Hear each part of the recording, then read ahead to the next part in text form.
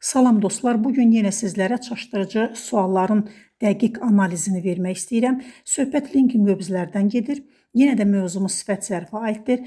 Yəni linking verblər deyəndə bağlayıcı feillər nəzərdə tutulur və eyni zamanda make feilinin işlənmə yerlərinə fikir verək. Qeyd edim ki, taste, smell, look, feel, sound, be, get, stay, remain, become, turn out bunlar əsasən bağlayıcı feillər adlanır və özlərindən sonra sifət tələb edirlər. Make isə nadir də olsa olmaq, bənzəmək mənasında bağlayıcı feil kimi işlənir. She will make a good doctor. Yaxşı həkim olacaq. Mürəkkəb tamamlıqda, kauzativlərdə ən çox qarşıya çıxan struktur bu idi. Make plus tamamlıq üstə gələk sifət. It makes me happy. Bu məni xoşbəxt edir. Buradakı happy sifətdir, çünki tamamlığın durumunu bildirir. Bağlayıcı feillərdə fəaliyyət, yəni action və vəziyyət, state fərqlərinə diqqət yetirək. Canlı və ya cansız məsələsi var idi orada. Canlılara aid olanda taste, smell, feel bunlar özündən sonra zərf tələb edirdi. Cansız əşyalara aid olanda isə sifət tələb edirdi. Gəlin analiz eləyək.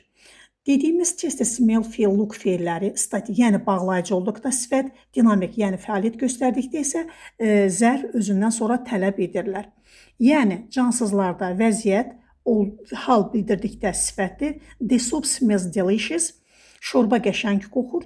Bu vəziyyəti bildirir. Həm də eyni zamanda şorba cansızdır. Canlı insanlara aid olduqda, orada bir hərəkət olduqda bu zamansa zərf funksiyasında gedir. Example, he smelled the soup cautiously.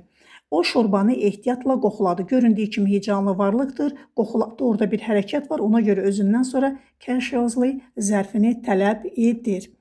To be-dən sonra verb ing və yaxud da verb üçüncü forma, yəni participle gələrsə, bu zaman bunların arasında zərf işlədəcəyik.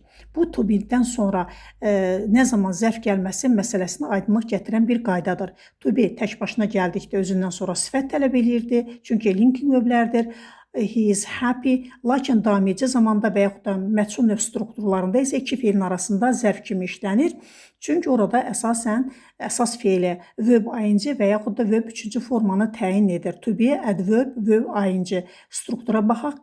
He is currently working. Burada currently zərfi working feilini təyin edir və yaxud da ki to be plus adverb plus verb 3. The car was badly damaged. Badly zərfi damaged feilini təyin edir.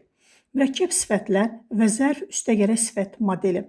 Qeyd edim ki, a good paid job testlərdə bunu görsəz yanlış ifadədir. A well paid job isə doğrudur. Niyə?